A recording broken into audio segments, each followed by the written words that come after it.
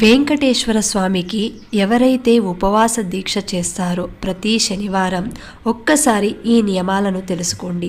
ఎందుకంటే వెంకటేశ్వర స్వామి ఏది కోరినా సరే వరాలిచ్చే వడ్డీ కాసులవాడు. కాబట్టి వ్రతం చేసేవారు శనివారం రోజున తినే ఆహారంలో ఎట్టి పరిస్థితుల్లోనూ నూనె వాడకూడదు. పూర్తిగా నెయ్యితో తయారు చేసిన ఆహార పదార్థాలను మాత్రమే భుజించాలి. మధ్యాహ్నం ఒక్క పూట మాత్రమే భోజనం చేయాలి. రాత్రి ఫలహారం తీసుకోవచ్చు. మద్యం, మాంసం లాంటివి తీసుకోకూడదు. బ్రహ్మచార్యం పాటించాలి.